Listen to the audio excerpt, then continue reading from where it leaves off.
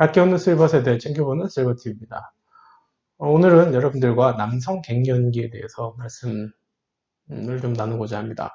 이 갱년기란 것은 성호르몬의 감소로 인해서 여러 증상이 나타나는 기간을 의미합니다. 갱년기는 주로 여성에게, 중년 여성에게 나타나는 걸로 알고 있는데 30대 후반부터 성호르몬 분비가 서서히 감소되는 남성에게도 갱년기가 테스토스테론은 남성의 고환에서 주로 생산이 되고 남성의 신체 건강이라든지 정신 상태 등을 조정하고 남성다움과 또 성생활에 주도적인 역할을 합니다. 30대 전후부터 해마다 1%씩 감소해서 50대에서 70대 남성이 약 30%, 50% 등이 이 남성 호르몬 감소를 경험을 합니다. 하지만 남성의 경우는 여성과는 달리 생식 능력이 딱 스탑이 되는 게 아니에요. 그래서 서서히 떨어지기만 하죠. 여성은 폐경이라는 기준점이 있잖아요. 그렇게 완전히 소멸되는 게 아니기 때문에 개인 차이가 좀 있다고 합니다. 그 증상이. 그 원인을 살펴보면 이 뇌와 이 고환의 기능 저하로 인해서 남성 호르몬 분비가 감소되고 또 이 음주, 흡연, 비만 뭐 이런 요인들도 좀 있고 원인들이, 그리고 스트레스, 고혈압, 당뇨. 그러니까 이게 사실 어떻게 보면 이 중년 남성들이 피해갈 수 없는 것 같아요. 이 모든 환경적 요소라든지 신체적 노화의 과정이라든지 이런 것들이 다 얹혀져서 이 남성 갱년기가 만들어지는 것 같아요. 거기에다가 이 뭐 스테로이드라든지 위장약이라든지 또 무좀약이라든지 이뇨제 같은 것들 약품의 그런 어떤 그 사이드 이펙트 부작용도 이런 남성 갱년기의 원인이 된다고. 증상을 좀 살펴볼까요? 우리나라 40대 남성의 약 30% 정도가 이 남성 갱년기 증상을 나타나는 것으로 추정하고 있고, 개인의 차이는 분명히 존재한다고 합니다. 그 자세한 그 증상을 좀 한번 살펴보겠습니다. 성욕 감퇴라든지 발기부전, 성관계 횟수 감소 등이 있고요. 그리고 원인을 알 수 없는 무력감, 만성 피로, 집중력 저하, 우울증, 불면증, 자신감 상실, 복부 비만, 체모의 감소, 근력 저하, 관절통, 피부 노화, 안면 홍조, 심계항진, 발한, 골다공증이 나타나게 된답니다. 대부분 뭐 경험하는 것 같아요. 예, 저도 제 경우에도 이렇게 지금 몇 가지 그 요인들 중에서 상당 부분 저도 경험을 했고 경험하고 있는 것 같은 느낌이 지금 들고 있어요. 예, 그러니까 저도 제가 생각해 보면 갱년기 과정에 있거나 갱년기를 경험했거나 하는, 분명히 영향을 받고 있는 것으로 저도 생각이 듭니다. 진단 기준을 한번 살펴보겠습니다. 다른 기저질환이 없는 건강한 남성을 기준으로 혈액검사 결과를 해서 테스토스테론이 3.5 나노그램, 이 1ml당 테스토스테론 3.5 나노그램 미만을 남성 갱년기라고 하고, 만약에 그게 3.0 나노그램 이하의 경우에는 반드시 적극적인 치료가 필요하다 합니다. 또 남성 호르몬 수치 변화가 이 하루 중에 변화가 있어서 오전 중으로 오전 7시에서 11시 사이에 검사를 받는 것을 병원에서 권하고 있다고 합니다. 치료법을 보겠습니다. 뭐 일반적으로 우리가 알고 있는, 상식적으로 알고 있는 치료법들이에요. 예, 뭐 흡연 과음 삼가하고 규칙적인 운동하고 뭐 적절한 성생활을 계속하고 규칙적으로 하고 뭐 좋은 음식 먹고 운동하고 뭐 그런 것들인데, 무엇보다 가장 중요한 거는 질병으로 인식하는 이러한 변화가 필요하다는 겁니다. 뭐 그냥 표출되지 않고 남자니까 뭐 갱년기 뭐 그냥 넘어가 되게 이러지 말고 내 신체, 중년 50대에 접어들어서 분명히 신체적 이상이 느끼고 감정적인 변화가 느껴지면 병원을 찾아서 체크해보고 그에 따른 대책을 세우고 치료하는 것이 중요하다고 합니다. 적극적으로 내 몸의 변화에 대처하라는 의미겠죠. 사실 그래서 저는 오늘 여러분들께 걷기를 권장해드리고 싶어요. 저 역시 당뇨가 있잖아요. 여러분들께 말씀드렸지만 당뇨로 한 2년 정도 지금 당뇨 환자로 지내고 있는데, 다행히 저는 이런저런 노력들 그리고 적절한 치료법을 통해서 잘 유지를 하고 있습니다. 근데 그 당뇨 환자의 가장 안 좋은 점이 근육이 쫙 빠져버리는 거예요, 몸에서. 네. 그러니까 이게 제가 몸무게가 뭐 많이 나갈 때, 뭐 심하게 나갈 때 거의 90kg 육박했었는데 한 6개월 사이에 68kg, 69kg니까 한 20kg가 빠지더라고요. 그러니까 완전히 그냥 공기가 이렇게 빵 차있던 풍선이 쭉 빠지는 거죠. 그러니까 어딜 가면 사람들이 다 어디 아프냐, 환자 티가 나는 거예요. 그러니까 저도 욕실에서 거울을 이렇게 보면 거울 속에 비친 제 모습이 환자인 거예요. 네, 당뇨가 정말 무섭더라고요.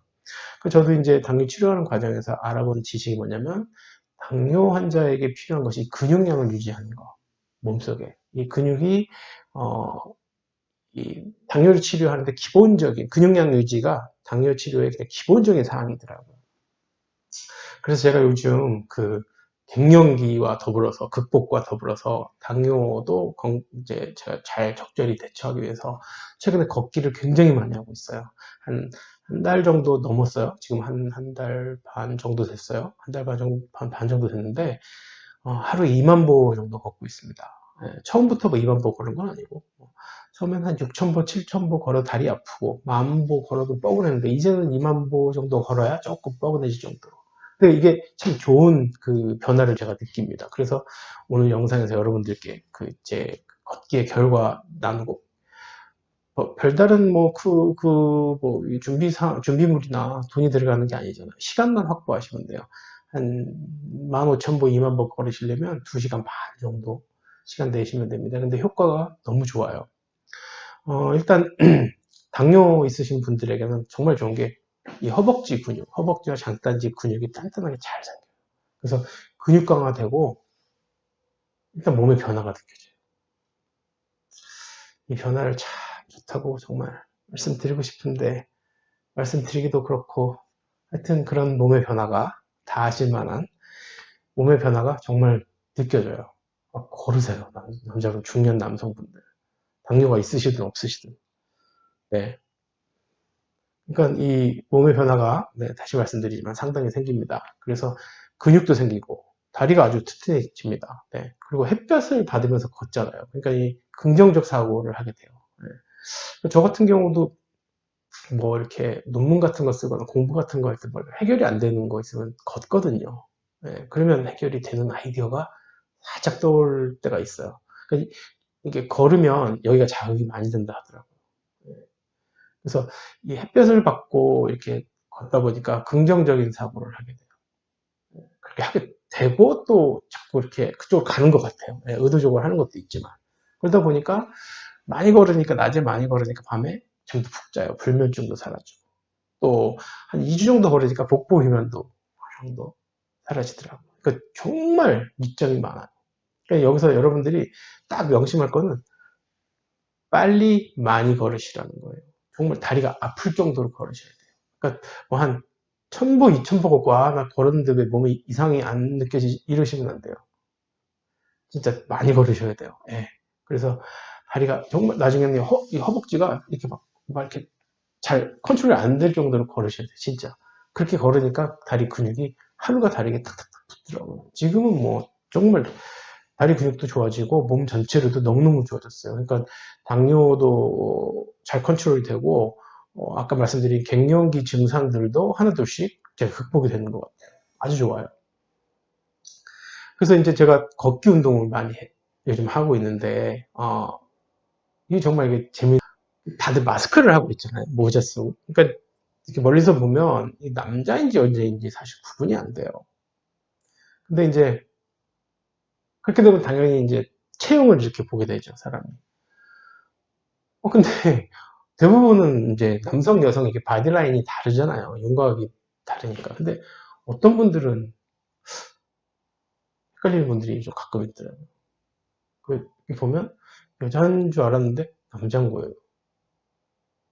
그러니까 멀리서 걸어오면 구분이 안 돼서 일단 이렇게 딱 바디라인을 보면 분명히 가슴이 이렇게 있어요. 근데 지나면서 이렇게 보면 남자인 거예요. 제가 한 두세 번 정도 깜짝 놀란 적이 있어요. 그래서 찾아봤죠. 그랬더니 이게 심각한 문제가 있더라고요. 중년 남성들. 이게 중년 남성 여유증, 즉 여성형 유방증후군이라 해서 탈모, 비만, 그리고 이거 딱 이렇게 세 개가 3대 외형 고민거리래요. 전 몰랐어요, 이거를. 제가 뭐 그 보통을 받지 않으니까. 근데 2016년 기준으로 5,200명 정도 우리나라 분들이 치료를 이거를 받으셨고, 그리고 미국 같은 경우는 전체 남성의 10%가 이걸로 고생한답니다. 전 미국에서 많이 봤거든요. 사실. 미국 사람들, 저는 사실 이게 비만해서 그런 건 줄 알았어요. 진짜 단순히. 근데 이게 단순한 비만이 아니더라고요. 예. 저 이번에 영상 준비하면서 진짜 많이 배웠어요. 여유증 의심 증상에 대해서 조금 더 살펴보겠습니다. 이 눈으로 봤을 때 가슴이 커 보이고 만져진다. 그리고 체중 감량이나 운동을 해도 다른 데 빠지는데 여기가 변하지 않는다. 그리고 이 젖꼭지 둘레에 멍울이 잡힌다. 그리고 전체적으로 마른 체형이지만 유독 이 여기 주변만 불룩하게 나와 있다. 그래서 그리고 통증이 또 발생한다. 이럴 때는 이게 조금 의심을 해볼 필요가 있어요. 병원 가셔야 될 것 같아요. 이 원인을 살펴보면 여러 가지가 있는데 주된 그 원인은 남녀 호르몬, 남성 호르몬과 여성 호르몬의 불균형이에요. 테스토스테론과 에스트로겐의 불균형. 예. 그래서 아까도 말씀드렸지만 이 노화가 진행되면 50 이상 정도, 80세 이르면서 남성 호르몬이 줄어든다 했잖아요. 예. 그러니까 그 노화 현상이 이 여유증 발생에 영향을 주는 요인이고, 전립선 비대증 치료제나 이 신경 안정제, 그리고 이뇨제, 결핵 치료제, 심혈관 치료제 등 복용하는 약물의 영향이 있답니다. 그러니까 이것도 사실 노화 과정에서 발생하는 질병들을 치료하는 약물이니까 노화와도 관계가 있죠. 그리고 비만, 네, 영향이 있고, 또 간 질환, 이 간의 기능이 이 남성 호르몬 조절하는 것과 또 연관이 있대요. 그래서 이 비만이라든지 간 질환 등의 이 영향으로 이 남성 호르몬의 불균형이 올 수 있고, 또 가족력이 있어요. 또 고환염증, 종양 등 고환 질환에 따른 여성 호르몬의 증가가 있답니다. 그래서 전반적인 원인으로는 호르몬의 불균형이 가장 큽니다. 그리고 간 기능 저하, 이것이 또 여성 호르몬의 증가를 갖고 오고요.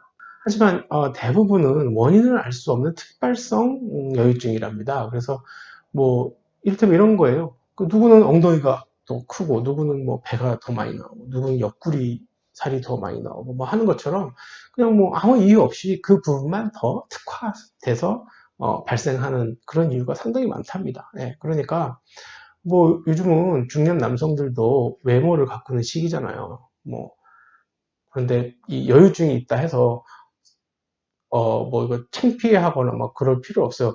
그러니까 보면 남성용 브라도 요즘은 사실 많이 하더라고요. 근데 운동선수만 하는 게 아니고 정말 이 여유증 때문에 브라를 고민하시는 분들도 많대요. 예. 그러니까 브라를 하신다든가 또 운동을 통해서 극복하는 방법도 있고, 또 수술을 통해서 외모를 가꾸는 방법도 있답니다. 다행스러운 거는 2017년 9월부터 이 여유증 치료하는 수술도 보험으로 커버가 된다고 하니까 혹시라도 이 질병으로 고민을 하고 계시는 중년 남성분이 계신다면, 노년층 남성분이 계신다면 뭐 운동해보시고 뭐 이것저것 해보시고 정 안 되신다면 병원을 찾으셔서 외과적인 치료를 통해서 지방 제거하시고 절개 뭐 하시는 과정을 간단하다고 하니까 그 과정을 통해서 자신감을 되찾으시기를 말씀드리겠습니다. 항상 여러분을 챙겨보는 실버TV. 오늘은 중년 남성들이 고생하는 여유증, 여성형 유방 증후군에 대해서 말씀드렸습니다.